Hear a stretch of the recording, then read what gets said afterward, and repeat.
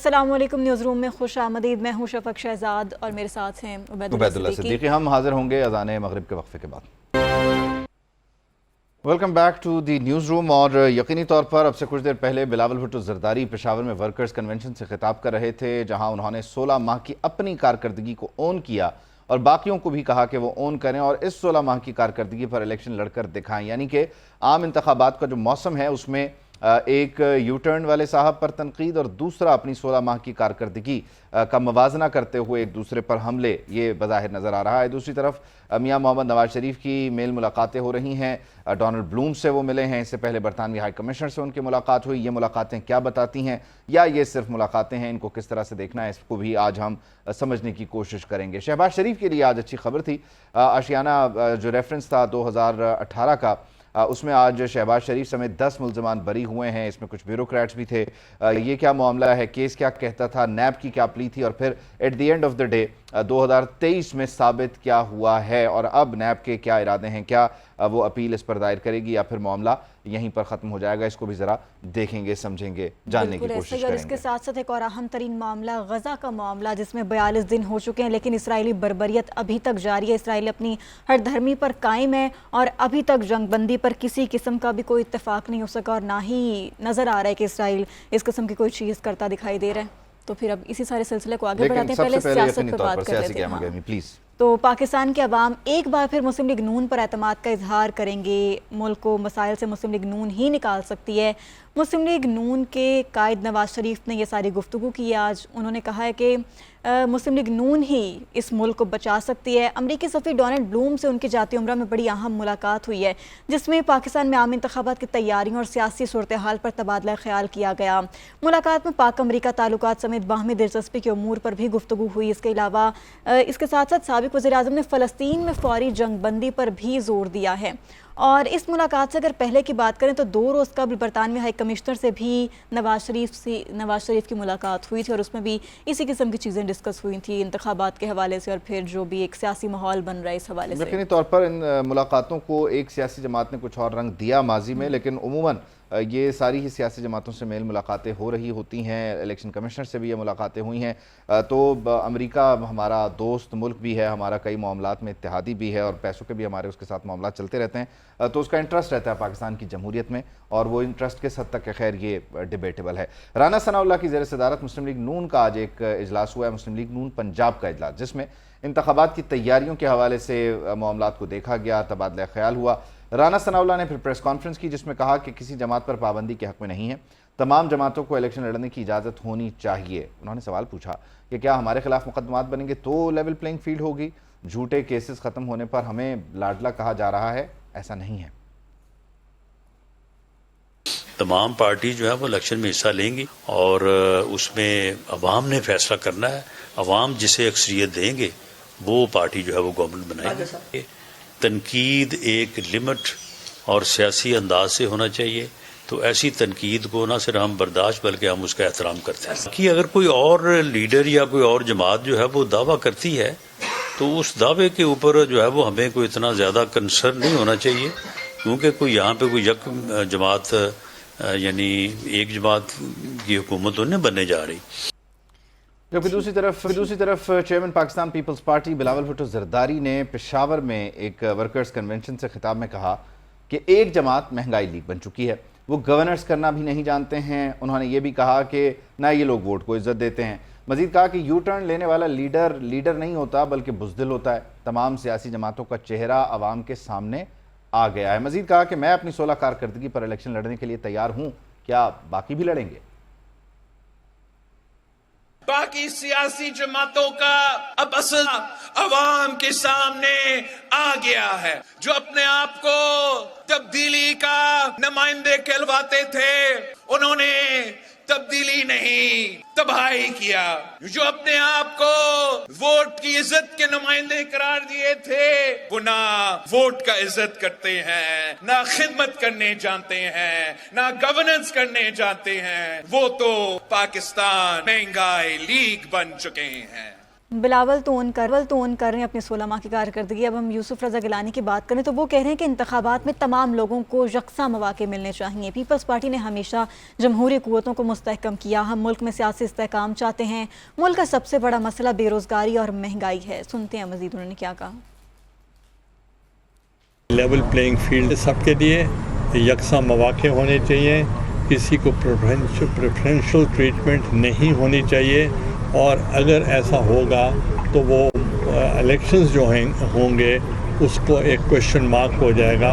तो इसलिए हमें बेहतर है कि ये इस इलेक्शंस को फ्री, फेयर, ट्रांसपेरेंट होने के लिए एक लेवल प्लेइंग फील्ड होना चाहिए। तो ये यूसुफ रजा गिलानी की राय है, यकसा मौके उनको चाहिए और लेट्स सी मिलते भी हैं या नहीं मिलते। IPP जो है वो भी अवाम की खिदमत के लिए तैयार है, आम इंतखाबात के लिए तैयार है। इंतखाबी और सियासी सरगर्मियाँ शुरू हो चुकी हैं। जहांगीर खान तरीन की अमरीकी सफ़ीर डोनाल्ड ब्लूम से मुलाकात हुई है। इस मुलाकात में पाक अमरीका ताल्लुकात और इकनॉमिक रिफॉर्म्स के हवाले से तबादला ख्याल हुआ। आइंदा आम इंतखाबात के बारे में भी बातचीत की गई। अमरीकी सफ़ीर का पाकिस्तान के साथ बाहमी ताल्लुकात में इस्तेहकाम के लिए भरपूर अज़्म का इजहार। तो जैसे कि पहले कहा कि ये रूटीन का प्रोसीजर होता है, जो दोस्त ममालिक हैं उनके सफ़ीर इंटरेस्ट लेते हैं कि किस पार्टी का क्या मैनिफेस्टो है, किस पार्टी की क्या लाइन एंड लेंथ है, क्या सोच है, और आइंदा जो 5 साल का जमहूरी प्रोसेस होगा उसमें क्या वादा कर रहा है। तो वो मुख्तलिफ लीडरशिप से मिलते हैं और फिर इसके साथ साथ बिल्कुल इस मुलाकात के बाद इस्तेहकाम पाकिस्तान पार्टी ने इलेक्शन की तैयारियों पर भी जो है वो नज़र-ए-सानी कर ली और वो शुरू कर दी हैं। डॉक्टर मुराद राज कहते हैं कि इलेक्शन शेड्यूल आते ही उम्मीदवारों का नाम सामने लाएंगे। पंजाब समेत तमाम सूबों से इस्तेहकाम पाकिस्तान पार्टी इलेक्शन लड़ेगी। जितनी ज़्यादा पार्टियाँ होंगी मुल्क के लिए उतना ही अच्छा होगा। सुनते हैं उन्होंने क्या कहा। इलेक्शन की बिगल बच चुका हुआ, इलेक्शन का तैयारी करें, भरपूर इलेक्शन इंशाल्लाह लड़ेंगे। अगले 2 हफ्ते में इंशाल्लाह ताला सारे नाम आपके इलेक्शन स्केड्यूल से पहले आपके सामने नाम आने शुरू हो जाएंगे। जितनी पार्टियां बने इस मुल्क के लिए अच्छा है। अल्लाह ताला पाकिस्तान को सलामत रखे और पाकिस्तान के लोगों को, एक नहीं मैं कहता हूँ 1000 पार्टियां बने, हम सबको वेलकम कहते हैं। जो पॉलिटिकल हैपनिंग्स हैं उनको अभी हम डिस्कस करेंगे। हमें बताया जा रहा है कि राना एहसान अफजल साहब ने ज्वाइन किया, पाकिस्तान मुस्लिम लीग नून से आपका ताल्लुक है, और डायरेक्टर नॉर्थ मोहम्मद आदिल साहब भी हमारे साथ हैं। आप दोनों हजरात की तरफ में आता हूँ। इससे पहले ज़रा एक मुख्तसर सी एक खबर है वो ज़रा नाज़रीन के साथ शेयर कर दें। इलेक्शन कमीशन आम इंतखाबात के लिए नादरा के सहारे है। इंतखाबात के नताइज के लिए बताया जा रहा है कि तैयारी इलेक्शन कमीशन की जिम्मेदारी है, और इस सारी सूरत हाल में हतमी कंट्रोल जो होगा वो नादरा के पास होगा। इलेक्शन कमीशन के पास डाटा महफूज करने के लिए अपना सर्वर नहीं है। इलेक्शन कमीशन और नादरा के दरमियान सर्वर होस्टिंग का मुआहिदा तय पा गया है। इलेक्शन कमीशन नादरा के सर्वर होस्टिंग की मद में रेंट अदा करेगा। इंतखाबात के नताइज नए सॉफ्टवेयर इलेक्शन मैनेजमेंट सिस्टम के जरिए तैयार किए जाएंगे। इलेक्शन कमीशन का 4 सूबों में EMS का कामयाब तजर्बा पहले ही हो चुका है। अलबत्ता ये जो सर्वर होस्टिंग का मामला है ये एक जॉइंट वेंचर होगा नादरा और इलेक्शन कमीशन ऑफ पाकिस्तान के दरमियान। राना एहसान अफजल साहब और मोहम्मद आदिल साहब। राना साहब, यकीनी तौर पर मेल मुलाकातें तो हो रही हैं, इस मौसम में दोस्त मुल्क इंटरेस्ट लेते हैं। अभी कुछ देर पहले बिलावल भुट्टो जरदारी साहब आपको कह के गए कि ना आपको वोट की इज़्ज़त करना आती है, ना आपको गवर्नेंस आती है, ना आपको जो है वो 16 माह की कारकर्दगी पर आप इलेक्शन लड़ सकते हैं। आपके प्यारे इत्तेहादी की आपके बारे में राय क्यों है? बिस्मिल्लाहिर्रहमानिर्रहीम। देखिए, पीपल्स पार्टी कंपटीशन फील कर रही है PMLN से। जाहिर सी बात है वो क्लेम करते हैं कि बिलावल भुट्टो को वजीर आजम बनाना है, लेकिन उनसे कोई ये मामला तय पा नहीं रहा कि ना उनको बलूचिस्तान में कोई उनकी प्रेजेंस है, ना KPK में उनकी प्रेजेंस है, और ना उनकी पंजाब में उस तरीके से प्रेजेंस है। तो जाहिर सी बात है उनको नजर आ रहा है कि हर जगह मैदान जो है वो PMLN मार रहा है। खास करके 21 अक्टूबर से ये शुरुआत हुई, और फिर जिस तरीके से MQM के साथ एक इलेक्टोरल अलायंस के ऊपर बातचीत और रास्ता आगे बढ़ा है, उसका भी नुकसान पीपल्स पार्टी को है। फिर उनकी कुछ उम्मीदें बलूचिस्तान से थी, लेकिन वहाँ PMLN जो है वो मैदान मार गया, और पंजाब में पहले ही PMLN स्ट्रांग है। तो ये सारे जो इल्जामात हैं ये उनका मेरे ख्याल से ये बयानिया है जो कि बड़ा कमजोर है। वो इस बयानिए के साथ मेरे ख्याल से इलेक्शन में अगर उतरेंगे तो उनको कोई ज्यादा पजीराए या कोई बेहतरी नहीं मुझे नजर आ रही। तो ये वो इस मसाइल का जो है वो शिकार हैं। अच्छा, लेकिन राना साहब, you are a very good speaker, और आपने अपने जुमले के आगाज में इन बिटवीन द लाइन पता नहीं मुझे समझाने की कोशिश की है या आप अपने आप को समझा रहे हैं। आपने कहा मामला तय पा नहीं रहा पीपल्स पार्टी का, तो आपका हो गया तय? नहीं देखिए, हम लोग तो मैंने कहा वोट को इज्जत दो अच्छा, के अच्छा, ऊपर बिलीव करते हैं, और मामला तो अवाम ने तय पाना है 8 फरवरी को, और हमने जो है वो उनके पास जाना है, और जो वो अवाम फैसला करेगा वही इक़्तिदार में आएगा। देखिए, मामला तय पाने का मेरा ये बिल्कुल कतई मतलब नहीं था कि मामला तय पाएगा। मामला यानी कि सियासी आपने कैंपेन लॉन्च करनी है, तो आपने कोई अगर मूवमेंट करनी है सूबों के अंदर, तो वो नहीं नजर आ रही, तो वो अपनी इलेक्शन कैंपेन उनकी कोई कामयाबी की तरफ नहीं बढ़ रही। अच्छा, और बलूचिस्तान में जिसके 29,000 वोट थे 2018 के इलेक्शन में, वो कैसे बाप के साथ सीट एडजस्टमेंट करी है जिसको 3 लाख वोट पड़े थे, और बाप वाले क्यों आपकी तरफ भागे चले आए? देखिए, ये भी जरा मुझे बीएपी का सिंपल मैथ समझा हमारे दें। साथ बीएपी का हमारे साथ वजारत उज़्मा का मुकाबला नहीं, और बीएपी के साथ पिछले 16-18 महीने में हमारा एक वर्किंग रिलेशनशिप बना, हमने उनके साथ काम किया, और कुछ लोग जो बाप में गए थे नून से, अब वो वापस आ गए। तो ये एक अलायंस जो है वो म्यूचुअली बेनिफिशियल है, उनको भी फायदा है, हमें भी फायदा है। लेकिन इस अलायंस के बाद ये चीज क्लियर हो गई कि PMLN जो है बलूचिस्तान में हुकूमत इंशाल्लाह बनाएगी। और खैबर पख्तूनख्वा की तरफ आप कब जा रहे हैं, क्योंकि वहां भी कुछ लोग आपका इंतजार कर रहे हैं ना?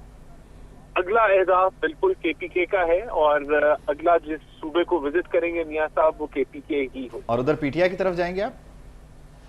नहीं, मेरे ख्याल से हमारा अगर नेशनल अलायंस किसी से बनता है तो वो JUIF से बनता है, तो इस चीज फिर JUIF से आप बलूचिस्तान में अननेचुरल लड़ाई क्यों लड़ेंगे बाप के साथ वजन डाल के, क्योंकि उधर तो उन दोनों की लड़ाई है। मैंने आपको बताया कि 5 साल पहले जो मामला हुए, उसके बाद बहुत कुछ हुआ। हमने BAP के साथ काम किया, वो उनके पास बलूचिस्तान की हुकूमत थी, हम वफाक में थे, तो बहुत सारे मुल्की मामलात पे एक दूसरे के साथ वर्किंग रिलेशनशिप बना। उन्होंने PTI की कोalition को छोड़ दिया।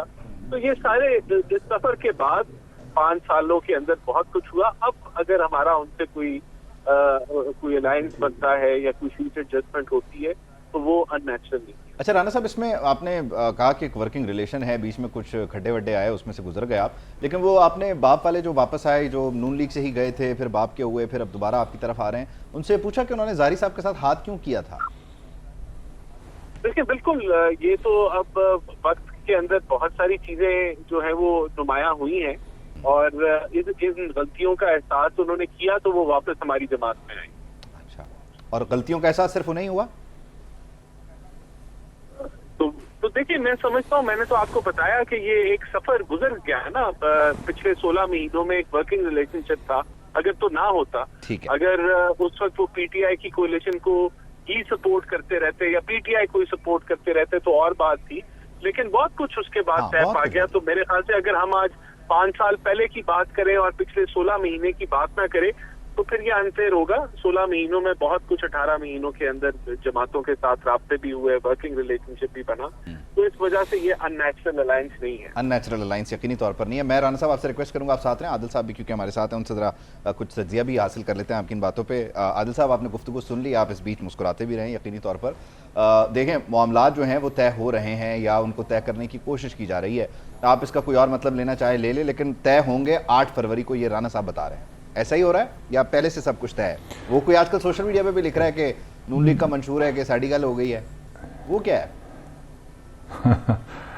देखिए, इलेक्शन से पहले जो है एक पावर पॉलिटिक्स होती है, तो इस वक्त नून की पावर पॉलिटिक्स इन है, और बिलावल जो है वो इनडायरेक्टली कोशिश तो कर रहे हैं उस पावर पॉलिटिक्स का जेस्चर देने की। जैसे उन्होंने कहा था कि जो 16 महीने की हुकूमत शहबाज शरीफ को मिली वो आसिफ जरदारी की बदौलत मिली थी, और उन्होंने बनवाई थी। अगर वो उनकी हुकूमत बनवा सकते हैं तो वो अपनी हुकूमत भी बनवा सकते हैं। तो ये तो अब जो जेस्चर दे रहा है, जिस तरह की सियासत पाकिस्तान में हमेशा से रही है, 75 साल से हम यही तमाशा देखते हैं इलेक्शन से पहले। तो इस वक्त नून लीग जो है का पूरा भार जो है वो नून लीग की तरफ है, तो इसलिए हवाओं का रुख यकीनी तौर पर बदल चुका है। और KP में भी हमें जो है आने वाले दिनों में नज़र आएगा, ख़ास तौर पर सिंध के अंदर जो है वो एक इलेक्टेबल्स की बड़ी तादाद जो है वो नून में शामिल होने का इरादा रखती है। और दूसरा, जब आप 2018 के इलेक्शन पे ज़रा नज़र डालें तो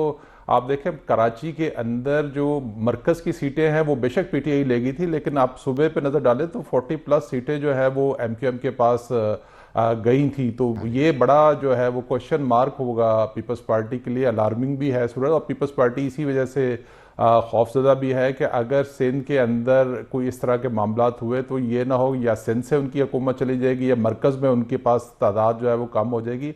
ये तो पावर पॉलिटिक्स अभी स्टार्ट हुई है, वक्त के साथ साथ इसमें मज़ीद जो है वो इत्तेहाद जो है वो होने जा रहे हैं, चाहे वो सिंध में हो चाहे KP में हो। और जैसे राना साहब ने बात की कि फजल रहमान के साथ सिर्फ KP नहीं, मुझे लगता है कि बलूचिस्तान में भी शायद कुछ इनका जो है वो इत्तेहाद बन जाए और हुकूमत दोनों पार्टियों की हो बलूचिस्तान के अंदर भी। जी चलें देख लेते हैं कि कहाँ कौन कौन मिलके मियाँ साहब की हुकूमत बनवाएगा। आदिल साहब, आपने कहा कि सिंध में जैसे वो मुत्तहिदा कौमी मूवमेंट की कराची से सीटें नहीं थीं, फिर उन्हें 40 सीटें दे दी गई सिंध असम्बली में, तो आप समझते हैं कि ये इसलिए था कि वो जो कराची का जख्म था उसको कुछ हल्का कर लिया जाए? क्योंकि इन टोटलिटी तो फिर हम पूरे इलेक्शन प्रोसेस को ही एक सवालिया नज़र से ही देखते हैं ना, तो हम ये तो नहीं कह सकते कि मेरिट पर वो जब MKM जीत गई थी, क्योंकि आप भी जानते हैं कि मीरपुर और हैदराबाद के अलावा MKM कहाँ है सिंध में। बिल्कुल ऐसा ही है।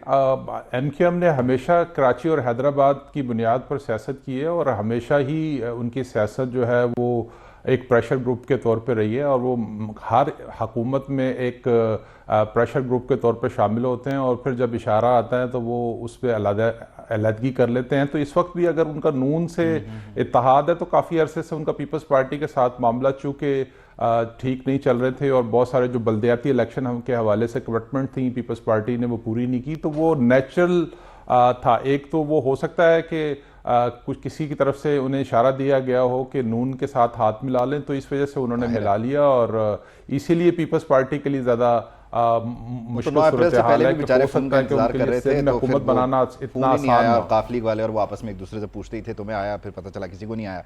खैर, राना साहब आपकी तरफ आते हुए, आपका एक बड़ा गिला था मुस्लिम लीग नून का 2017 वो जो रूठा हुआ महबूब था वो कदमों में है? आपके इशारे की समझ नहीं आई, कौन सा 2017 का गिला था जी हमारा? 2017 वापस जाइए, टाइम को पीछे लेकर जाएं, जहां हमारे खिलाफ रेफरेंसेस बने, ब्लैक लॉ डिक्शनरी के तहत हमें नाअहल किया गया, हमारे फ्लैट्स की छानबीन हुई, तो वो जो एक रूठा हुआ महबूब था वो आजकल आपके कदमों में है, अमल पूरा हो गया? नहीं, देखिए हमें तो कोई महबूब की, मैंने तो आपको बताया कि हमारी बिल्कुल कोई महबूब के बगैर आप चल नहीं पाएंगे। नहीं, देखिए मैं तो समझता हूँ कि हम अवाम के बलबूते पे आना चाहते हैं, हम फ्री फेयर ट्रांसपेरेंट इलेक्शन चाहते हैं, हम भी लेवल प्लेइंग फील्ड चाहते हैं और यही मुल्क की जरूरत है। और देखिए बात ये है कि आज अगर हम लोग एफर्ट कर रहे हैं, हम कराची जा रहे हैं, हम सिंध जा रहे हैं या बलूचिस्तान मियाँ साहब जा रहे हैं या KP के जाएंगे, तो ये कौन से ये जो है जमहूरियत के अंदर लिखा है कि आप इलेक्शन से पहले जमहूरी जमातों के साथ आप जो है वो अलायंस नहीं कर सकते? तो ये सारा जमहूरी अमल है और ये देखें किसी को रोका तो नहीं गया ना। अगर कोई जाना चाहता है बलूचिस्तान या कोई जाना चाहता है, हाँ डेफिनेटली ये तो जमहूरियत है और इसमें सबके पास यह हक हासिल है। आई विश के हम मजीद बात कर सकते हैं। राना साहब, thank you so much for your time, बहुत शुक्रिया। मोहम्मद आदिल साहब, आप भी हमारे साथ मौजूद रहे। तो ये है जी मामलात, इल्ज़ामात, और ये राना साहब की बात बिल्कुल दुरुस्त है कि इस सारी सूरत हाल में किसी के हाथ पांव बंधे हुए होने नहीं चाहिए और ये सियासी जमातों का हक है कि वो एक दूसरे के साथ बैठें, इत्तेफाक करें, इत्तेहाद करें और अलाइंसेस बनाएं, लेकिन सियासी जमातें ही बनाएं। ये बिल्कुल ऐसा ही है, सियासी जमातें ही बनाएं। और अब हम उन्हीं सियासी जमातों पे जो कुछ केसेस बने हुए थे सियासी लीडरान पर, उन केसेस की बात कर लेते हैं। तो नैब रेफरेंस मुस्तरद हो चुका है। साबिक वज़ीर आज़म शहबाज शरीफ आशियाना इकबाल रेफरेंस से बरी हो गए हैं। एहतसाब अदालत लाहौर ने फैसला सुना दिया। चीमा फवाद, हसन फवाद समेत 10 मुल्ज़िमान की बरियत की दरख्वास्तें मंजूर। अदालत में 2 मरकज़ी मुल्ज़िमान नदीम ज़या और कामरान कयानी को पहले ही बरी कर दिया गया है। अटॉर्नी जनरल और नैब ने अदालत में रिपोर्ट पेश की। वकील शहबाज शरीफ ने कहा कि रिपोर्ट की रोशनी में सुप्रीम कोर्ट का फैसला इस केस में असरअंदाज नहीं होता। जज ने सवाल किया, क्या चेयरमैन PTI वाले केस की जजमेंट केस पर असर नहीं रखती? शहबाज शरीफ के वकील ने जवाब दिया, ये इन केसेस पर जजमेंट लागू नहीं होती। नैब ने मुल्जिमान के खिलाफ 2018 में रेफरेंस दायर किया था और अब बिलाखिर 2023 तहकीकात में पेशरफ्त हुई है। नैब रावलपिंडी की टीम अडियाला जेल में चेयरमैन PTI से तहकीकात कर रही है। नैब टीम 15 नवंबर से ये तहकीकात कर रही है और कहा जा रहा था कि 3 दिन का ये प्रोसेस है। सो लेट्स सी कि ये आज कंक्लूड हो रहा है या नहीं हो रहा, अभी इसमें मजीद वक्त दरकार होगा। लेकिन 15 तारीख से ये सिलसिला शुरू हुआ है। नैब टीम जाती है और चेयरमैन तहरीक इंसाफ से पूछगछ करती है, सवालात करती है। अलकादिर ट्रस्ट करप्शन केस है बेसिकली, 190 मिलियन पाउंड स्कैंडल भी इसे कहा जाता है। इस केस के 2 नाम हैं, तो इसमें तहकीकात हो रही हैं और इस केस में उनकी गिरफ्तारी भी डल भी चुकी है। और इसी केस में उनकी 4 रोज़ा जिस्मानी रिमांड भी जो है वो मंजूर हो चुका है। एहतसाब अदालत के जज मोहम्मद बशीर ने गुज़श्ता रोज़ के समाअत का तहरीरी हुक्मनामा जारी कर दिया।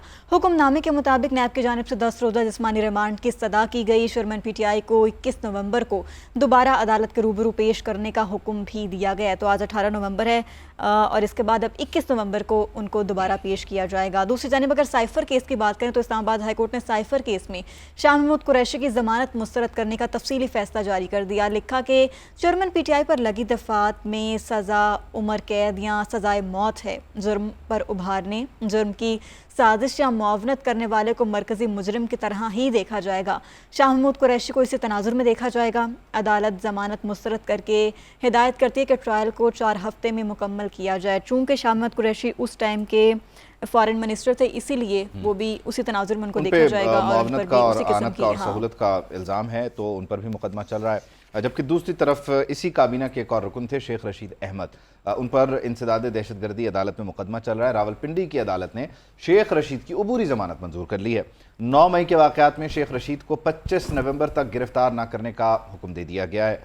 जस्टिस चौधरी अब्दुल अजीज़ ने तमाम ज़िमनी मुकदमात का रिकॉर्ड भी तलब कर लिया है, क्योंकि इस बीच कुछ लोगों का दावा ये था कि वो यहाँ मौजूद नहीं थे, तब भी उन पर मुकदमे होते रहे और उन्हें मुकदमात का इल्म भी नहीं है, तो अदालत फिर तमाम मुकदमात की तफसील तलब कर लेती है। अमूमन ये प्रैक्टिस हमने देखी है। और फिर जब इन केसेस के समाअत के लिए शेख रशीद आए तो उन्होंने मीडिया से गुफ्तगू भी की है और उनकी इंटरेस्टिंग बातें क्या थी, वो ये थी, वो कह रहे हैं कि हफ्ते में सारी दुनिया को पता चल जाएगा कि हमारे खिलाफ कितने मुकदमात दर्ज हैं। चिल्ले से 3 दिन पहले मुझ पर एक भी मुकदमा नहीं था, अब तक 68 केसेस सामने आ चुके हैं। कभी वो कहते हैं कि जी मैंने सबको माफ़ कर दिया, मेरे साथ तो कुछ भी नहीं हुआ। वो कह रहे हैं जी चिल्ले से पहले ये था और अब ये है। खैर मजमूई तौर पर उन्होंने मज़ीद क्या कहा, ज़रा सुन लेते हैं।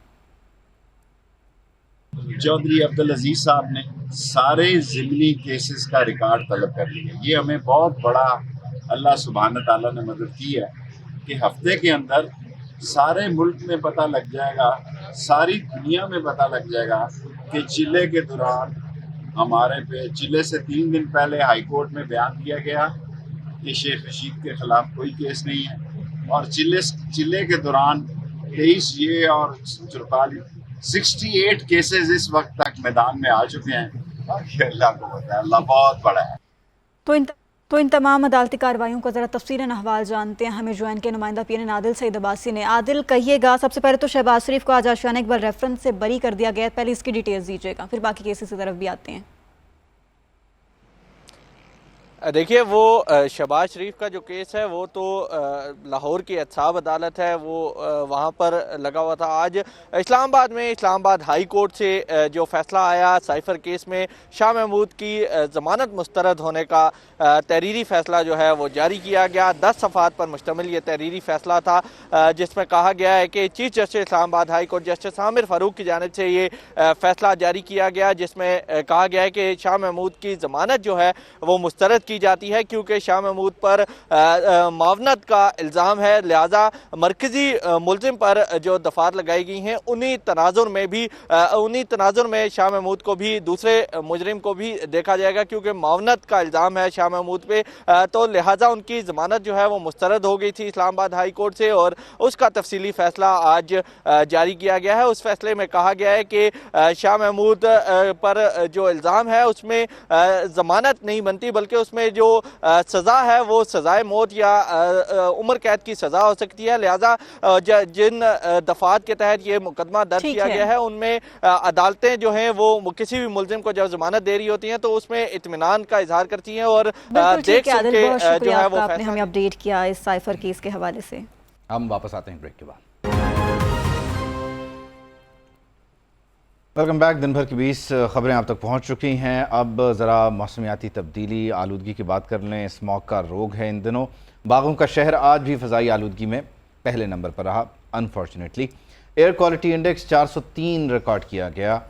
लाहौर समेत पंजाब के 10 अजला में स्मार्ट लॉकडाउन है। बाज़ार, दुकानें, सिनेमा और दफातर 3 बजे के बाद खुले। नकलो हरकत भी महदूद रही। तालीमी इदारे बंद रहे। ऑनलाइन क्लासेस की अलबत्ता इजाज़त थी, जबकि ननकाना, शेखुपुरा, गुजरांवाला, कसूर, गुजरात और सियालकोट, हाफिज़ाबाद, मंडी बहाउद्दीन समेत इन मामलात का इत्तलाक था, इन इलाकों में इत्तलाक था। इसके अलावा कराची, फैसलाबाद और मुल्तान में भी स्मॉग का राज है। फ़ज़ा इंतहाई मुज़र सेहत करार पाई है। तिब्बी माहिरीन ने लोगों को मास्क इस्तेमाल करने की हिदायत की है। That's the least we can do. और इन दिनों में अपनी जो मोबिलिटी है, यानी चहल पहल है, गाड़ी बाइक पे घूमना फिरना है, उसको ज़रा अगर हम रिस्ट्रिक्टेड रखें और अगर ज़रूरी निकलना ही है तो मास्क लगाएं, इससे थोड़ा हमारी सेहत बेहतर रह सकती है। ऐसा ही और दूसरी जानिब पंजाब हुकूमत ने भी स्मोक पर काबू पाने के लिए आला इख्तियाराती एनवायरमेंटल कमीशन कायम करने का फैसला किया है। लाहौर में 12 मुकामात पर स्मोक एयर फिल्टर यूनिट्स लगाने का भी प्लान किया गया है। वज़ीर आला मोहसिन नकवी कहते हैं कि मसनूई बारिश बरसाने के लिए माहिरीन की खिदमात हासिल कर लें। स्मोक से निमटना कौमी जिम्मेदारी है, हर तबके को अपना मौसर किरदार अदा करना होगा। आवाम से अपील है कि मास्क पहने। बीजिंग में स्मोक का खात्मा करने वाली चीनी माहिरीन की टीम जल्द लाहौर का दौरा करेगी। तो ये इकदाम उठाए जा रहे हैं पंजाब हुकूमत की जानिब से और ये कहा जा रहा है कि मसनूई बारिश बरसाई जाएगी जिससे शायद जो स्मोक में उसमें कोई कमी देखी जा सके। जो इससे पिछला लॉकडाउन था उसमें भी यही हुआ कि जब बादल बरसे तो जाहिर है क्योंकि वो जो डस्ट पार्टिकल्स होते हैं वो फिर सेटल हो जाते हैं, बैठ जाते हैं, वरना टेम्परेचर कम होने की वजह से गैसेज जो है एवेपोरेट नहीं हो रही होती हैं और गर्दा जो है वो उसी तरह से दरमियान में मौजूद रहता है, जिसकी वजह से मंजर धुंधला जाता है, सांस लेने में दुश्वारी होती है। ये एक प्रॉपर साइंटिफिक सब्जेक्ट है और उसको साइंटिफिक बुनियादों पर हल करने के लिए पंजाब हुकूमत कोशा है। निगरान वज़ीर आला पंजाब मोहसिन नकवी का कहना है कि स्मॉग से निमटना कौमी जिम्मेदारी है, हर तबके को अपना मौसर किरदार अदा करना होगा। पंजाब हुकूमत स्मॉग से निमटने के लिए हर वो कदम उठा रही है जो इंसानी बस में मुमकिन है। आवाम से अपील है कि वो भी मास्क पहने। आखिरी चीज़ जो हमने इस सैटरडे का किया है वो ये कि स्कूल इस सैटरडे को सारे बंद रहेंगे, दफातर इस सैटरडे को बंद रहेंगे। पेट चेक होता है ना, उनको कोई चेक कर सकता है और वो रैंडम और तकरीबन 95% चिंची रिक्शा इस टाइम। कुछ और अहम डेवलपमेंट्स पर भी बात करते हैं। एक और अहम मामला वो ये कि कम उम्र ड्राइवर और बगैर लाइसेंस गाड़ियां चलाने वालों की शामत आ चुकी है। लाहौर हाईकोर्ट के हुक्म पर ट्रैफिक पुलिस का बड़े पैमाने पर क्रैकडाउन जारी है। लाहौर में कम उम्र ड्राइवर्स पर 1860, बगैर लाइसेंस ड्राइविंग पर 210 पर्चे काट दिए गए हैं।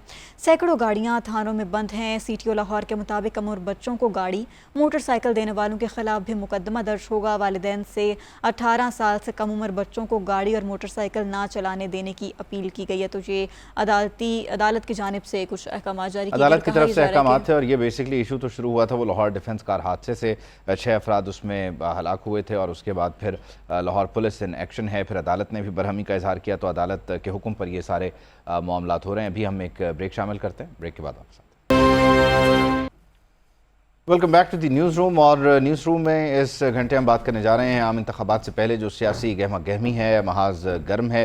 पाकिस्तान पीपल्स पार्टी के चेयरमैन बिलावल भुट्टो जरदारी इस वक्त हमले कर रहे हैं अपने पुराने दोस्तों पर और 16 माह की कारकर्दगी का ताना भी दे रहे हैं और कहते हैं कि उस 16 माह की कारकर्दगी पर मैं इलेक्शन लड़ सकता हूं, क्या बाकी भी लड़ेंगे। उन्होंने मुस्लिम लीग नून को कहा कि ये ना वोट को इज्जत देते हैं ना इन्हें गवर्नेंस आती है। पुराने सियासतदानों को मस्जिद में बैठकर दुआ करनी चाहिए, मुल्क के लिए सियासत को छोड़ देना चाहिए। उधर नून लीग एक्टिव है। बरतानवी हाई कमिश्नर के बाद अमरीकी सफ़ीर भी मियाँ मोहम्मद नवाज शरीफ से मिले हैं। इस्तेहकाम पार्टी के जो जहांगीर तरीन है उनसे भी डोनाल्ड ब्लूम की मुलाकात हुई। आसिफ अली जरदारी से बरतानवी हाई कमिश्नर की मुलाकात हो रही है। तो दोस्त ममालिक की पाकिस्तान की जमहूरियत में दिलचस्पी का मजहर हैं ये मुलाकातें। जबकि दूसरा हाईलाइटेड इशू आप अपनी टेलीविजन स्क्रीन पर देखने जा रहे हैं। लाहौर का इलाका है इकबाल टाउन, जहां पर मुबैना पुलिस मुकाबले में 6 डाकू हलाक हुए हैं। बताया जा रहा है IG पंजाब की जानिब से कि एक फैमिली को यरगमाल बनाया गया और तकरीबन कोई 40 मिनट से ज़्यादा ये ऑपरेशन होने के बाद जो है वो 6 डाकू हलाक हुए हैं। कोई पुलिस एहलकार ज़ख्मी नहीं हुआ, फैमिली भी महफूज है। इसको जानेंगे, समझेंगे हुआ क्या है और ये कैसे ऑपरेट कर रहे थे और यहाँ तक कैसे पहुँचे, इनका मकसद क्या था। जबकि तीसरा हाईलाइटेड इशू आप देख रहे हैं गज़ा का। बिल्कुल ऐसे है। गज़ा में क्या पेशरफ्त हुई और फिर इसराइली बर्बरियत अभी तक जारी है। 42 दिन हो चुके हैं लेकिन जंगबंदी पर अभी तक इत्तेफाक नहीं हो सका। तो सबसे पहले फिर बात कर लेते हैं आम इंतखाबात और सियासत के हवाले से। तो पाकिस्तान के अवाम एक बार फिर मुस्लिम लीग नून पर एतमाद का इजहार करेंगे, मुल्क को मसाइल से निकालेंगे। मुस्लिम लीग नून के कायद नवाज शरीफ ने अमरीकी सफ़ीर डोनाल्ड ब्लूम की मुलाकात जो हुई जाती उम्रा में, वहाँ पर यह गुफ्तगू की। उन्होंने कहा कि पाकिस्तान में आम इंतखाबात की तैयारियों और सियासी सूरत हाल जो भी है इस हवाले से तबादला ख्याल किया गया। मुलाकात में पाक अमरीका ताल्लुकात समेत बाहमी दिलचस्पी के उमूर पर गुफ्तगू हुई। फिर साबिक वज़ीर आज़म ने फ़लस्तीन में फ़ौरी जंगबंदी पर भी जोर दिया और इस मुलाकात से पहले भी 2 रोज़ कबल बरतानवी हाई कमिश्नर से भी नवाज शरीफ की मुलाकात हुई थी। तो इलेक्शन से पहले ये जो मुलाकातें हैं ये होती हैं और अब इसीलिए ये हो रही हैं। फिर दूसरी जानिब राना सनाउल्लाह की अगर बात करें तो उन्होंने भी पंजाब का मुस्लिम लीग नून पंजाब के इजलास हुआ जिसमें उन्होंने इंतखाबात की तैयारियों के हवाले से तबादला ख्याल किया। उन्होंने प्रेस कॉन्फ्रेंस में कहा कि किसी जमात पर पाबंदी के हक में नहीं है, तमाम जमातों को इलेक्शन लड़ने की इजाज़त होनी चाहिए। मज़ीद कहा कि क्या हमारे खिलाफ मुकदमात बनेंगे तो लेवल प्लेइंग फील्ड होगी, झूठे केस ख़त्म होने पर लाडला कहा जा रहा है। तमाम पार्टी जो है वो इलेक्शन में हिस्सा लेंगी और उसमें अवाम ने फैसला करना है। अवाम जिसे अक्सरियत देंगे वो पार्टी जो है वो गवर्नमेंट बनाएगी। तनकीद एक लिमिट और सियासी अंदाज से होना चाहिए, तो ऐसी तनकीद को ना सिर्फ हम बर्दाश्त बल्कि हम उसका एहतराम करते हैं कि अगर कोई और लीडर या कोई और जमात जो है वो दावा करती है तो उस दावे के ऊपर जो है वो हमें कोई इतना ज़्यादा कंसर्न नहीं होना चाहिए, क्योंकि कोई यहाँ पे कोई यक जमात यानी एक जमात की हुकूमत उन्हें बनने जा रही। राना सनाउल्लाह के बाद अगर हम चेयरमैन पीपल्स पार्टी बिलावल भुट्टो की बात करें तो उन्होंने पेशावर में पीपल्स पार्टी वर्कर्स कन्वेंशन से खिताब किया। उन्होंने कहा कि एक जमात महंगाई लीग बन चुकी है, वो गवर्नेंस करना नहीं जानती। साथ ही साथ उन्होंने ये भी कहा कि यू टर्न लेना लीडर नहीं बल्कि बुज़दिल की निशानी है। तमाम सियासी जमातों का चेहरा आवाम के सामने आ गया, अपनी 16 माह की कारकर्दगी पर इलेक्शन लड़ने के लिए तैयार हैं, यानी वो ओन कर रहे हैं अपनी कारकर्दगी को। और दूसरी जमातों से भी वो यही कह रहे हैं कि आप भी ओन करें और आए इलेक्शन लड़ें। मजीद उन्होंने क्या कहा, सुनते हैं। बाकी सियासी जो अब असल चेहरा अवाम के सामने आ गया है, जो अपने आप को तब्दीली का नुमाइंदे कहलवाते थे, उन्होंने तब्दीली नहीं तबाही किया। जो अपने आप को वोट की इज्जत के नुमाइंदे करार दिए थे, वो ना वोट का इज्जत करते हैं, ना खिदमत करने जानते हैं, ना गवर्नेंस करने जानते हैं। वो तो पाकिस्तान महंगाई लीग बन चुके हैं। जबकि पीपल्स पार्टी के रहनुमा सेनेटर यूसुफ रज़ा गिलानी कहते हैं कि इंतखाबात में तमाम लोगों को यकसा मौक़े मिलने चाहिए। पीपल्स पार्टी ने हमेशा जमहूरी क़ुव्वतों को मुस्तहकम किया, हम मुल्क में सियासी इस्तेहकाम चाहते हैं। प्लेइंग फील्ड होना चाहिए सबके लिए, यकसा मौक़े होने चाहिए, किसी को प्रेफरेंशियल ट्रीटमेंट नहीं होनी चाहिए। और अगर ऐसा होगा तो वो इलेक्शंस जो होंगे उसको एक क्वेश्चन मार्क हो जाएगा। तो इसलिए हमें बेहतर है कि ये इस इलेक्शंस को फ्री, फेयर, ट्रांसपेरेंट होने के लिए एक लेवल प्लेइंग फील्ड होना चाहिए। तमाम सियासी जमातें मुतहरिक IPP भी आम इंतखाबात के लिए तैयार है। इंतखाबी और सियासी सरगर्मियाँ शुरू कर चुके हैं। जहांगीर खान तरीन की अमरीकी सफ़ीर डोनाल्ड ब्लूम से मुलाकात में गुफ्तगू, मुलाकात में पाक अमरीका ताल्लुकात और इकॉनमिक रिफॉर्म्स के हवाले से तबादला ख्याल किया गया। आइंदा आम इंतखाबात बारे भी बातचीत की गई। अमरीकी सफ़ीर का पाकिस्तान के साथ बाहमी ताल्लुकात में इस्तेहकाम के लिए भरपूर आज़म का इजहार। तो मुलाकातों का सिलसिला जारी है। पहले नून लीग से मुलाकात हुई अमरीकी सफ़ीर की और अब फिर IPP के अहदेदारान से भी मुलाकात हो रही है। दूसरी जानिब इस्तेहकाम पाकिस्तान पार्टी ने इलेक्शन की तैयारियां भी शुरू कर दी हैं। डॉक्टर मुराद रास कह रहे हैं कि इलेक्शन शेड्यूल आते ही उम्मीदवारों का नाम सामने ले आएंगे। पंजाब समेत तमाम सूबों में इस्तेहकाम पाकिस्तान पार्टी इलेक्शन लड़ेगी। जितनी ज़्यादा पार्टियां होंगी मुल्क के लिए उतना ही अच्छा है। सुनते हैं मजीद उन्होंने क्या कहा। बिगल बच चुका हुआ इलेक्शन का, तैयारी करें भरपूर, इलेक्शन इंशाअल्लाह लड़ेंगे। अगले 2 हफ्ते में इंशाअल्लाह ताला सारे नाम आपके इलेक्शन स्केड्यूल से पहले आपके सामने नाम आने शुरू हो जाएंगे। जितनी पार्टियां बने इस मुल्क के लिए अच्छा है। अल्लाह ताला पाकिस्तान को सलामत रखे और पाकिस्तान के लोगों को, एक नहीं मैं कहता हूँ 1000 पार्टियां बने, हम सबको वेलकम कहते हैं। उधर इलेक्शन कमीशन भी आम इंतखाबात के लिए तैयार है, लेकिन नादरा के सहारे। इंतखाबात के नताइज की तैयारी इलेक्शन कमीशन की जिम्मेदारी है, लेकिन हतमी कंट्रोल नादरा के पास होगा। इलेक्शन कमीशन के पास डेटा महफूज करने के लिए अपना सर्वर नहीं है। इलेक्शन कमीशन और नादरा के दरमियान सर्वर होस्टिंग का मुआहिदा तय पा गया है। इलेक्शन कमीशन नादरा के सर्वर होस्टिंग की मद में रेंट अदा करेगा। इंतखाबात के नताइज नए सॉफ्टवेयर इलेक्शन मैनेजमेंट सिस्टम के जरिए तैयार होंगे और इलेक्शन कमीशन चारों सूबों में EMS का कामयाब तजर्बा कर चुका है, लेकिन इसके लिए जो बैकएंड सर्विस है, जो सर्वर चाहिए, वो नादरा प्रोवाइड करेगा। तो इस तरह से नादरा और इलेक्शन कमीशन के दरमियान ये जॉइंट वेंचर होगा। 8 फरवरी 2024 का दिन नादरा के सहारे गुजरेगा। खैर, हमारा जो दिन है या हमारी जो रातें हैं वो गुजरती हैं हमारे मुहाफ़िज़ों के सहारे। और आज इन मुहाफ़िज़ों ने लाहौर में इकबाल टाउन के इलाके में एक घर में जब एक फ़ैमिली को 6 डाकुओं ने यरग़माल बनाया तो उनके ख़िलाफ़ कार्रवाई की। इस मुकाबले में मुबैना मुकाबले में ये 6 डाकू हलाक हुए हैं। लाशें मौके पर मौजूद थीं जिन्हें ज़ब्ती की कार्रवाई के लिए मूव किया गया है। बताया जा रहा है कि डकैती की नीयत से ये लोग घर में दाखिल हुए थे, अहले खाना को यरग़माल बनाया। एक बच्ची ने छत से देखा ये सारा मंजर, शोर किया। इत्तला पर पुलिस टीमें मौके पर पहुंची और मुल्ज़िमान ने देखते ही देखते फायरिंग कर दी। पुलिस की जवाबी फायरिंग में बताया जा रहा है कि तमाम डाकू मारे गए। ये मुकाबला जो है तकरीबन 45 मिनट जारी रहा। पुलिस ने अहले खाना को बाहिफाजत बाजियाब करवाया। पुलिस अफसरान की जानिब से अलबत्ता इस सारे मामले की तहकीकात की जा रही हैं। तो ये 45 मिनट की कार्रवाई थी और इसमें 6 डाकू हलाक हुए हैं। फैमिली भी महफूज है और कोई पुलिस अफसर या एहलकार या जवान जो है वो ज़ख्मी नहीं हुआ, जो कि एक अच्छी बात है। इकबाल टाउन का ये इलाका है लाहौर बिल्कुल। का। और दूसरी जानिब डाकू की शनाख्त के हवाले से भी अब जो है वो कार्रवाई को आगे बढ़ाया जा रहा है और क्योंकि 6 डाकू बताए जा रहे हैं और अब उनकी शनाख्त भी हो गई है। अली रज़ा, इमरान, चांद अली रज़ा, वसीम उर्फ चीमा और वसीम शामिल हैं। ये 6 नाम बताए जा रहे हैं। इसके अलावा डाकुओं की लाशें मुर्दा खाने भी मुंतकिल कर दी गई हैं। तो ये 6 डाकू थे जो उस घर में दाखिल हुए और उसके बाद पुलिस के साथ फायरिंग के तबादले में 45 मिनट की कार्रवाई के बाद ये 6 डाकू जो हैं वो मारे गए और उसके बाद उनकी शनाख्त भी हो चुकी है और इनकी लाशों को अब बताया जा रहा है कि मुर्दा खाने मुंतकिल कर दिया गया है। दूसरी जानिब अगर हम एनी शाहिदीन की बात करें तो एनी शाहिदीन का ये बताना है कि रात पर यहाँ पर गार्ड्स मौजूद थे, लेकिन सुबह पता चला कि कोई भी यहाँ पर नहीं है, पता नहीं वो कहाँ चले गए। ये भी एक बहुत बड़ा सवाल है कि जो गार्ड्स मौजूद थे वो कहाँ गए। सुनते हैं एक दफ़ा कि एनी शाहिदीन ने मज़ीद क्या कहा है। रात के टाइम ये लोग यहाँ पर इनके चौकीदार यहाँ पर बैठे होते हैं, गार्ड होते हैं इनके, लोग आते हैं अपना। दिन के टाइम गार्ड कितने थे? दिन के मैं तकरीबन 9:45 बजे तो मैं गुजर के गया, उस वक्त कुछ नहीं था। कितने गार्ड होते हैं वैसे इनके बारे में? एक वहाँ होता है, 2 गेट के ऊपर होते हैं।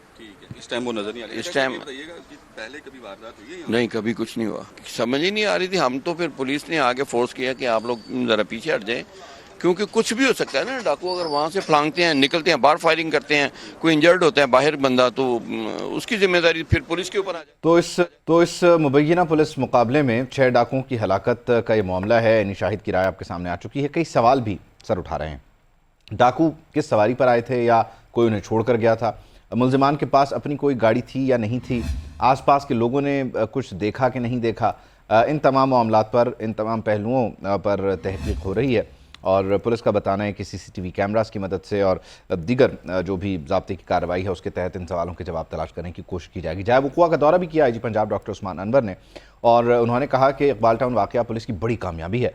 पुलिस टीम ने 15 कॉल पर फौरी रिस्पॉन्स दिया। मुतल्लिका SHO और SP खुद मौके पर पहुँचे। मारे गए डाकुओं का मज़ीद क्रिमिनल रिकॉर्ड भी तलाश किया जा रहा है। अल्लाह का शुक्र है कि पुलिस मुकाबले में कोई अहलकार ज़ख्मी नहीं हुआ।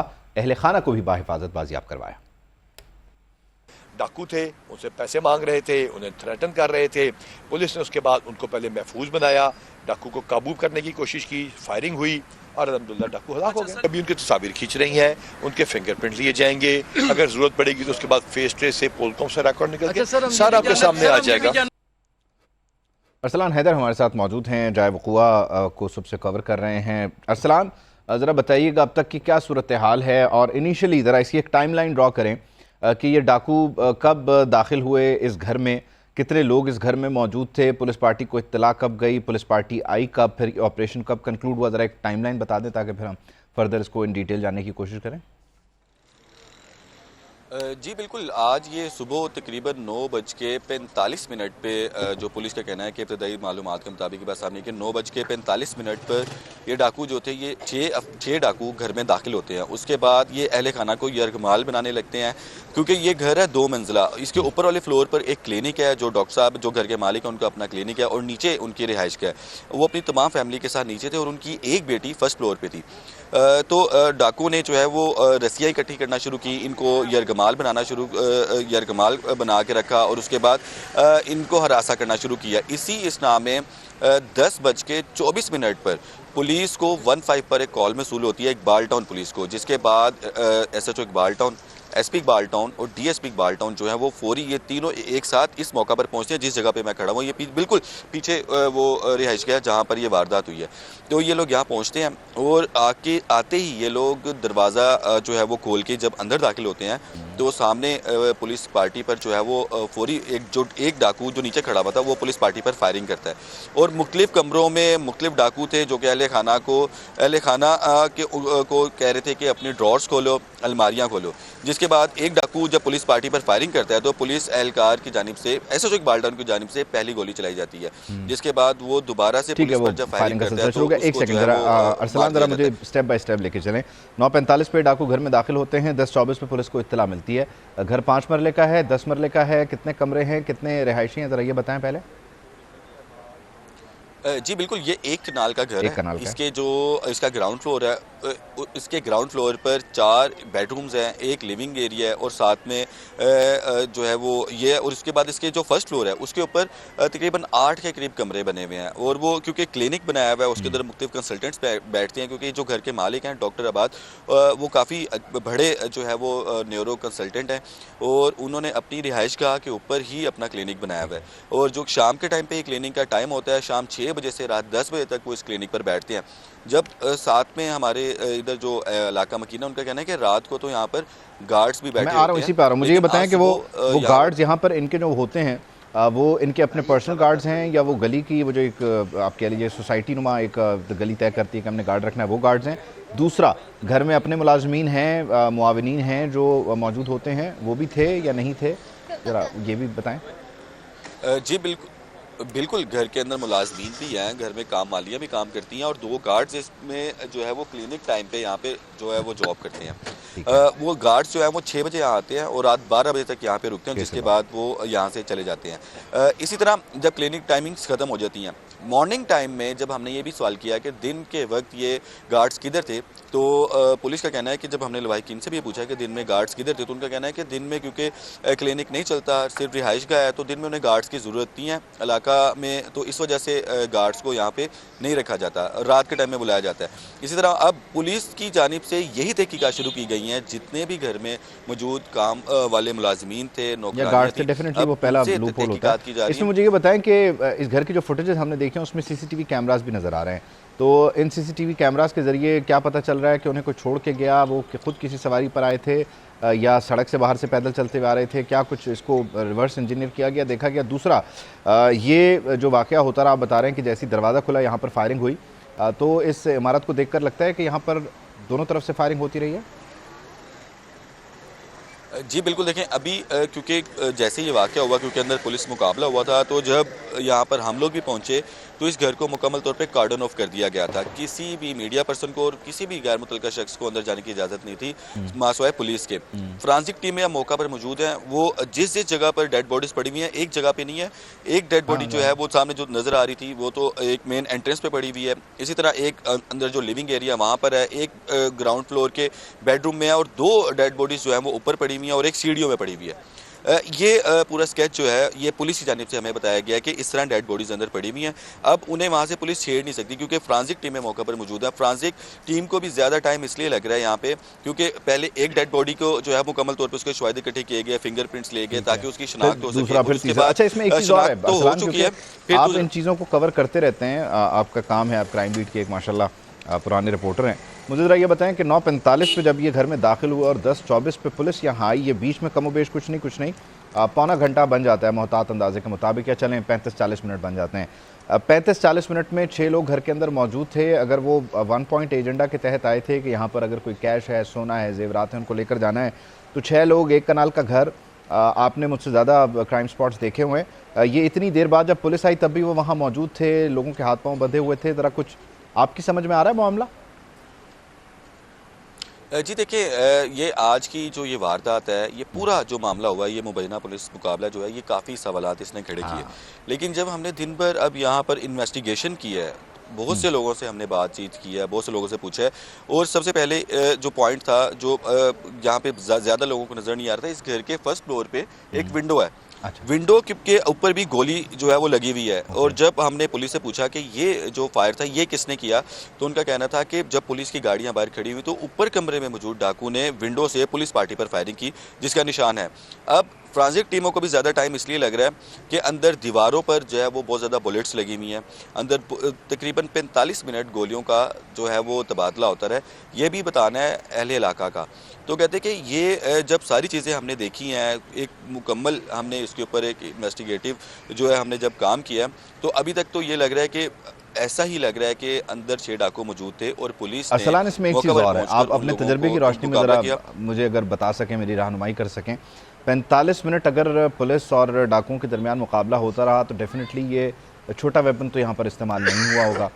ज़ाहिर है वो अपने साथ दूसरा बड़े वेपन लेकर आए होंगे, उनके पास फिर बैग भी होगा ताकि वो उसको रिफ़िल भी करते रहें।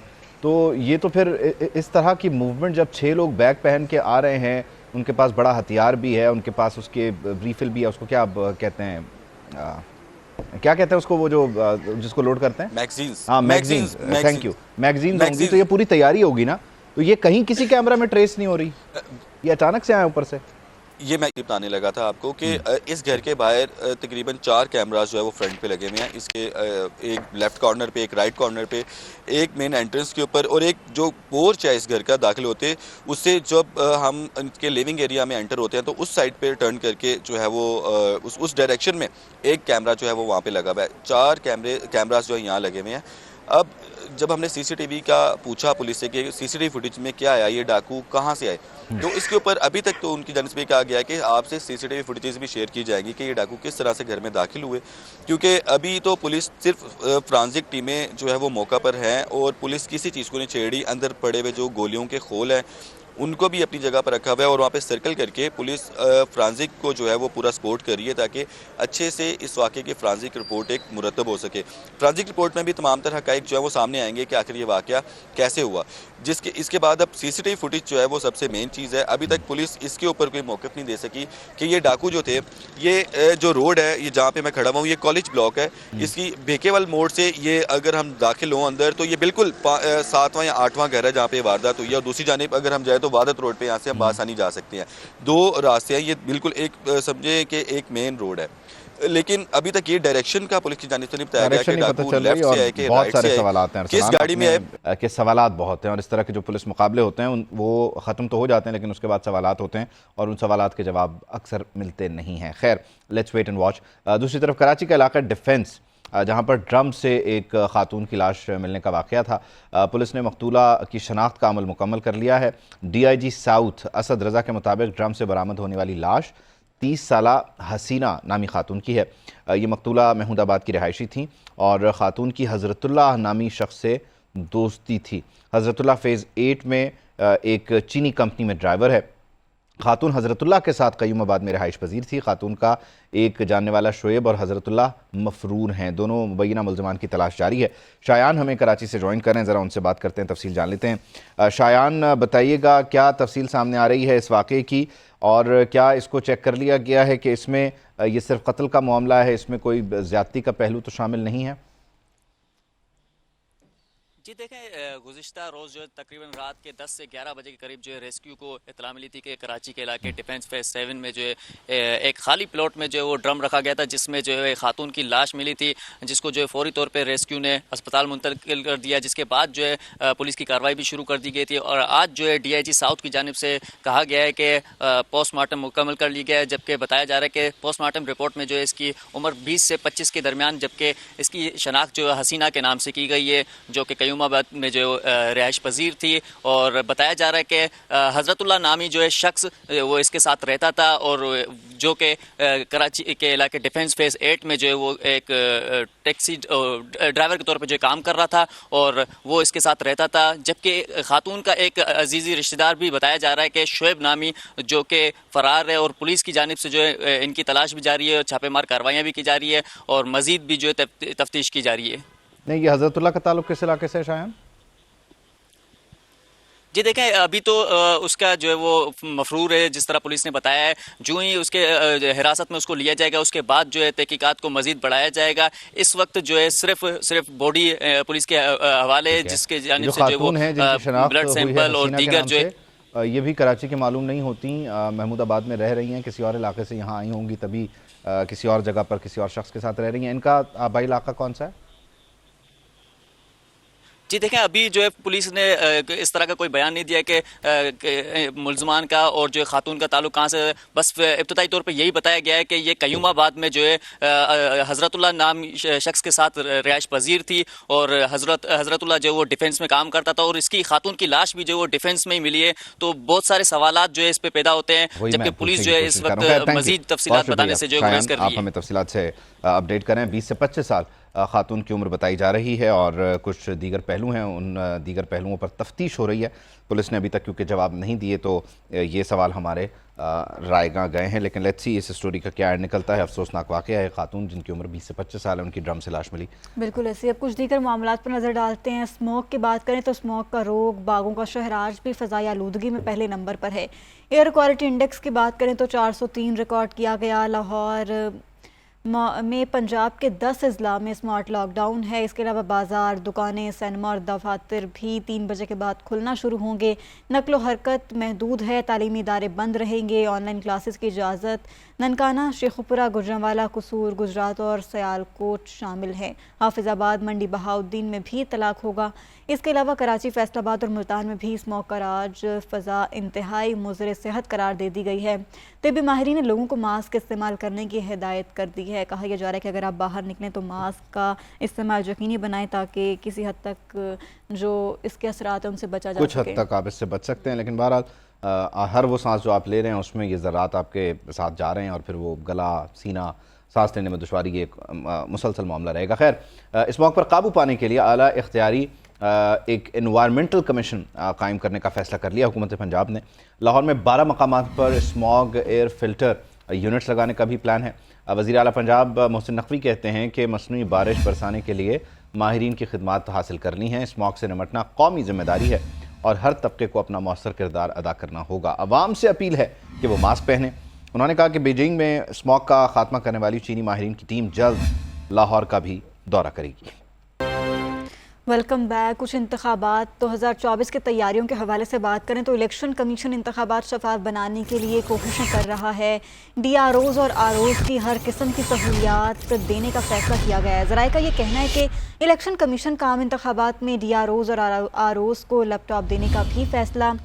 तो ये सारी सिचुएशन है। कहा यह जा रहा है कि शफाफ इंतखाबात बनाने के लिए इलेक्शन कमीशन पूरे तन मन से कोशिश यकीनी तौर पर इलेक्शन कमीशन ऑफ पाकिस्तान का ये काम है, उसका आईनी इख्तियार है और इसके लिए हर वो ज़रूरत जो वो मुनासिब समझता है वो अपने स्टाफ को फैसिलिटेट करता है। इंतज़ामिया से ये DROs और ROs होंगे, इनकी ट्रेनिंग होगी, इनकी तैनाती होगी और फिर इनके पास लैपटॉप होगा। अब से कुछ देर पहले हम आपको बता रहे थे कि नादरा के साथ डाटा शेयरिंग होगी। नादरा का सर्वर जो है वो यूज़ होगा और फिर जो EMS है उसके ज़रिए नताइज जो हैं वो इलेक्शन कमीशन के जो ज़िले ऑफिस होगा और फिर सेंट्रल ऑफिस होगा वहाँ तक रिपोर्ट किए जाएंगे। शिराज अहमद शिराजी हमारे साथ मौजूद हैं, ज़रा उनसे बात करते हैं, तफसील जान लेते हैं। शिराज, बताइएगा ये वो मामला है जो कुछ टैबलेट्स प्रोवाइड करना थी, कुछ अब डिवाइसेस देना थी जो हो नहीं पाई अरेंज, उसका अल्टरनेट है फिर ये लैपटॉप ताकि वो अपना रिजल्ट जो है उसको फौरी तौर पर पहुंचा सकें ऑफिस तक? देखिए बिल्कुल ऐसा ही है। ये इंतहाई अहम फैसला किया है इलेक्शन कमीशन ने कि अब जो ROs और DROs होंगे उनको लैपटॉप जो है मुहैया की जाएगी। और ये तकरीबन 2000 के करीब जो लैपटॉप है वो इलेक्शन कमीशन ने HEC से जो है वो खरीद लिए है। इससे कबल हमने देखा था कि उनसे मुआहदा हुआ था कि इंतखाबात को मजीद शफाफ बनाने के लिए जो DROs है, जो ROs है, उनको लैपटॉप जो है वो दिए जाएंगे। तो आज जो तमाम तर लैपटॉप है वो इलेक्शन कमीशन को मिल गए। इलेक्शन कमीशन ने ये फैसला किया है कि जो DROs और ROs की तैनाती होगी, तकरीर होगी, उसके बाद ये लैपटॉप जो है उनको मुहैया किए जाएंगे।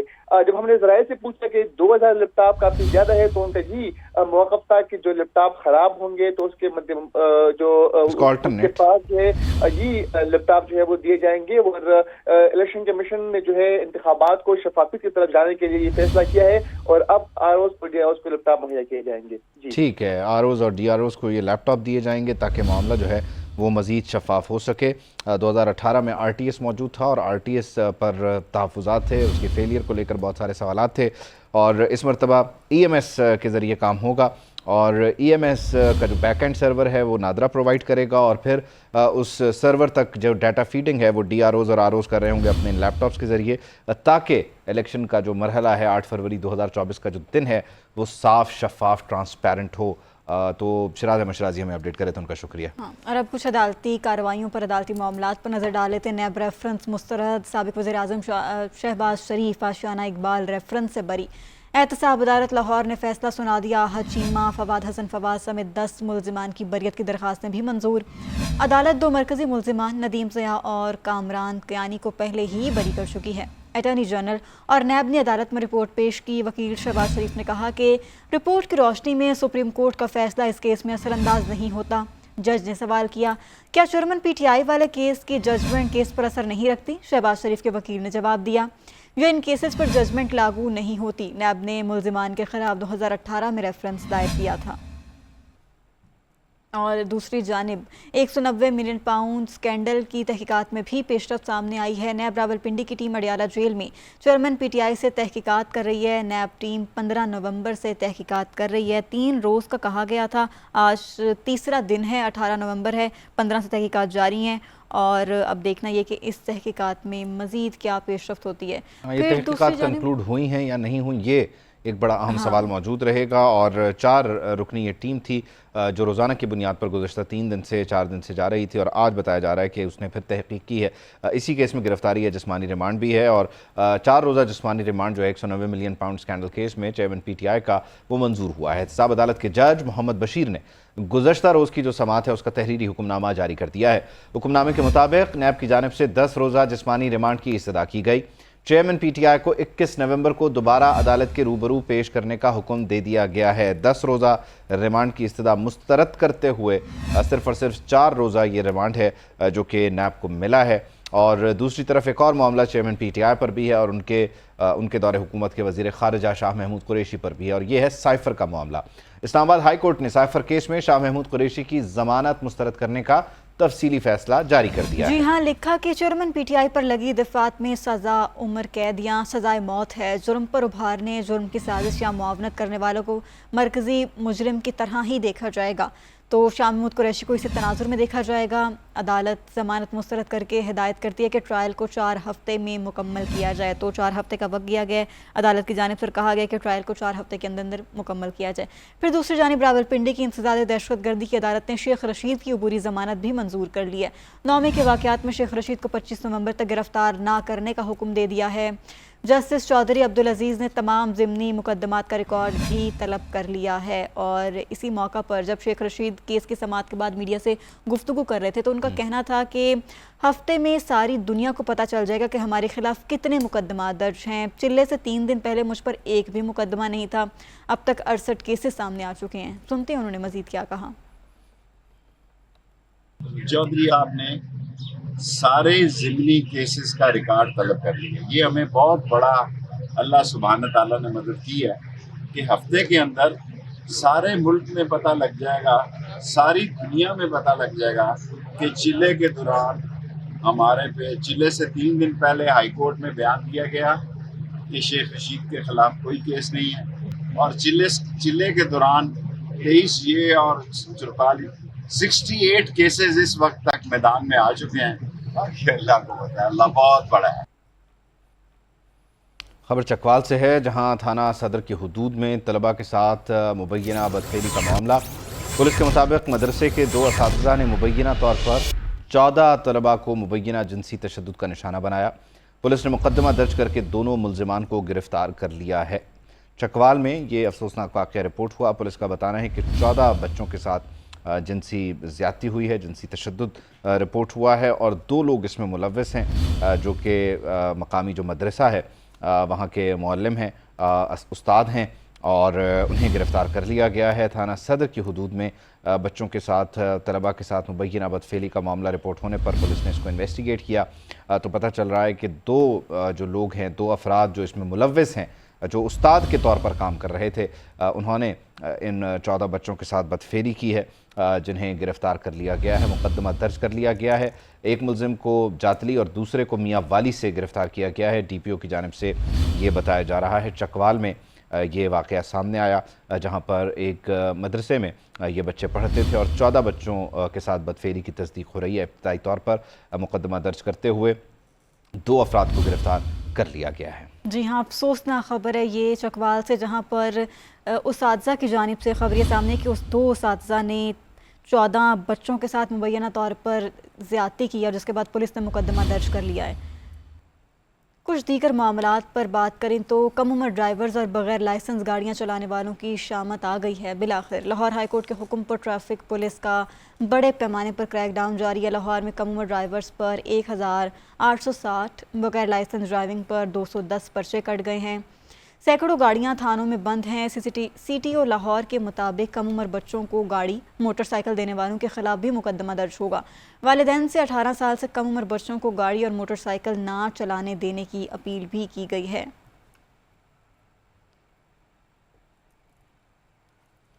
लाहौर डिफेंस कार हादसे में एक ही फैमिली के 6 अफराद की हलाकत का केस अदालत में सुना जा रहा है। अदालत ने मुल्जिम अफनान शफकत का 5 रोज़ा जिस्मानी रिमांड मंजूर कर लिया है, पुलिस के हवाले कर दिया गया है। उधर मुल्जिम अफनान ने ज़मानत बादस गिरफ्तारी सेशन कोर्ट में दायर कर दी है। मुल्जिम ने कत्ल की दफ़ात के तहत दरख्वास्त ज़मानत दायर की है। तो 6 अफराद की हलाकत हुई। इस लड़के की, इस 15 साल लड़के की गफलत की वजह से ये कम उम्र ड्राइवर था, जिसके बाद पंजाब भर में बिलखुसूस लाहौर में कम उम्र जो ड्राइवर्स हैं उनके खिलाफ क्रैकडाउन हो रहा है। अदालती कार्रवाई जो है उससे मुतालिक हमने आपको अपडेट किया। इस वक्त लाहौर में निगरान वज़ीर आला पंजाब मोहसिन नकवी गुफ्तगू कर रहे हैं, उनको सुन लेते हैं। कैंसर हॉस्पिटल रहता होना चाहिए। एक शख्स ने दुआ कराई कि अल्लाह ताला पंजाब हुकूमत का एक कैंसर हॉस्पिटल बनाने की या कुछ करने की तौफीक अता फरमाए। वो मियाँ साहब ही थे। अब हम तैयार हैं, अगर आप लोग ये हॉस्पिटल पंजाब हुकूमत के नाम ट्रांसफ़र कर देते हैं तो हम इसको फौरी तौर पर लेकर इसका कैंसर हॉस्पिटल में तब्दील करने के लिए तैयार हैं। अल्लाह ताला ने हो सकता है उस दिन की दुआ कबूल कर ली हो कि ये कैंसर हॉस्पिटल हमारे होते हुए हम ऑपरेशनल करके चले जाएं, उसको चलाएंगे तैयब। और उसके बाद उसको हम तैयब उर्दुगान स्टाइल में हम चलाना चाहेंगे। बिकॉज एक जिस तरह तैयब उर्दुगान का है, हमें उसमें ऑर्डिनेंस भी लाना पड़ता है। जो भी करना पड़ेगा वो हम करेंगे इंशाअल्लाह ताला। तो हमारी तरफ से 100% हाँ है, हमारी तरफ से पूरी तैयारी है और अल्लाह ताला ने चाहा तो मुझे उम्मीद है कि हम ये कैंसर हॉस्पिटल चला कर जाएंगे और आप लोग उसको रन करें। पंजाब हुकूमत वही जो तैयब उर्दुगान स्टाइल है, उसमें कोई दूसरी बात नहीं है। सारी टीम यहाँ बैठी हुई है, हर एक को हर चीज़ का पता है। तो मैं एंड में मियाँ साहब से कहूँगा कि दुआ करा दें और अल्लाह ताला हमें भी इस चीज़ में कामयाब करे, अल्लाह ताला आपको भी इस चीज़ में कामयाब करे और ये इस नीयत के साथ कि ये पंजाब का पहला और वाहिद कैंसर हॉस्पिटल बनेगा इंशाअल्लाह। निगरान वज़ीर आला पंजाब इंडस हॉस्पिटल के दौरा पर थे, जहाँ पर वो गुफ्तगू कर रहे थे। आगे बढ़ते हैं, गज़ा के हवाले से बात करें तो गज़ा के अल-शिफा अस्पताल के इंक्यूबेटर्स ताबूत बनने लगे हैं।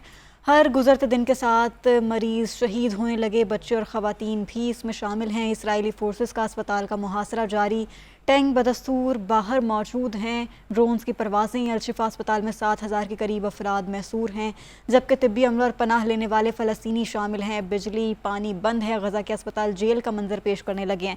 कल इसराइल के वज़ीर दिफ़ा की जानिब से ये कहा गया था कि अब जंग का दूसरा दौर शुरू होगा और ये मेरा ख्याल है कि उसी सिलसिले की कड़ी है कि किस तरह ये जंग जो है वो जारी है। फ़लस्तीनी बच्चों के साथ है, तो फ़लस्तीनी बच्चों को जिस तरह से बेदर्दी से मारा गया है इन 42 दिनों में, वो सब के सामने है। गज़ा में इसराइल के मज़ालिम थमने का नाम नहीं ले रहे हैं। एक और क्रिकेट वर्ल्ड कप का एंड कहीं इस तरह तो नहीं होगा कि जो होस्ट कंट्री है वो ये वर्ल्ड कप जीते। हम इसको फिर मंडे को डिस्कस कर सकेंगे। कल की छुट्टी के बाद आपसे फिर को मुलाकात करते हैं। अल्लाह हाफ़िज़, इजाज़त दीजिए।